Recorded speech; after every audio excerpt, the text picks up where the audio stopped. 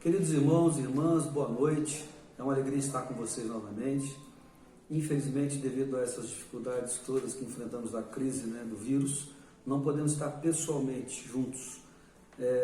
E causa-nos grande tristeza, saudades, estarmos juntos, principalmente naquele momento nosso do culto, de comunhão, de nos abraçarmos, de nos confraternizarmos.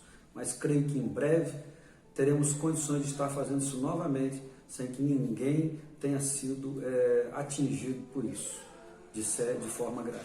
Quero compartilhar um texto com vocês nessa noite, que se encontra em Lucas capítulo 24. Apenas alguns versículos a partir do verso de número 13, que diz assim: Naquele mesmo dia, 2 dos seguidores de Jesus caminhavam para o povoado de Emaús, a 11 quilômetros de Jerusalém. No caminho falavam a respeito de tudo o que havia acontecido. Enquanto conversavam e discutiam, o próprio Jesus se aproximou e começou a andar com eles. Os olhos deles, porém, estavam como que impedidos de reconhecê-lo. Jesus lhes perguntou: sobre o que vocês tanto debatem enquanto caminham? Eles então pararam, com o rosto entristecido, e um deles, chamado Cleopas, respondeu: Você deve ser o único que em Jerusalém não sabe o que aconteceu nos últimos dias. E Jesus lhe pergunta: que coisas aconteceram? Esse texto é um texto muito interessante, o capítulo 24. Ele fala sobre a ressurreição de Jesus, fala sobre esse momento em que os discípulos estão caminhando, saindo de Jerusalém em direção à cidade de Emaús, e eles estão ali envolvidos por um acontecimento trágico, que foi a morte de Jesus.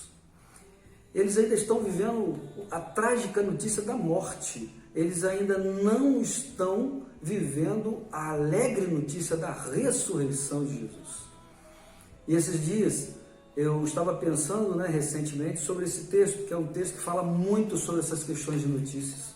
Quantas notícias nós vemos na TV? Se você liga a TV em todos os canais, invariavelmente está se falando sobre epidemia, está se falando sobre essa guerra que está acontecendo no nosso país, essa confusão política entre governadores, entre poderes.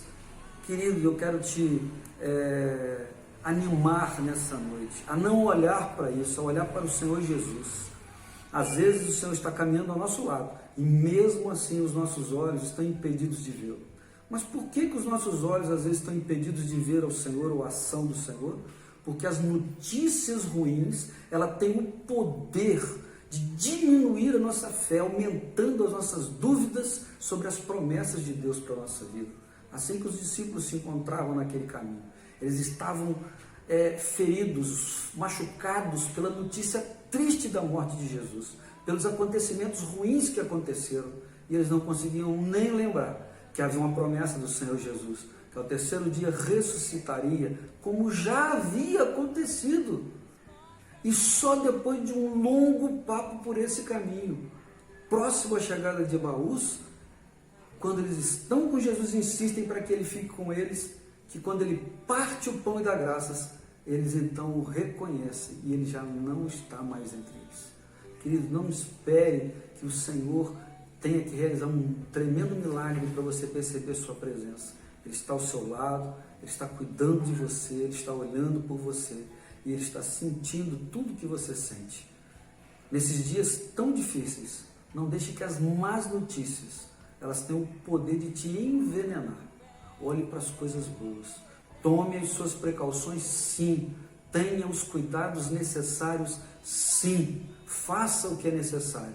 Mas lembre-se, querido, a sua fé nesses dias, ela precisa ser fortalecida, ela precisa crescer cada vez mais do Senhor, porque nós só venceremos tudo isso e nos alegraremos lá no final, através da nossa fé em Jesus. Que o Senhor abençoe sua vida, abençoe sua família e lhe dê forças a cada dia, em nome de Jesus.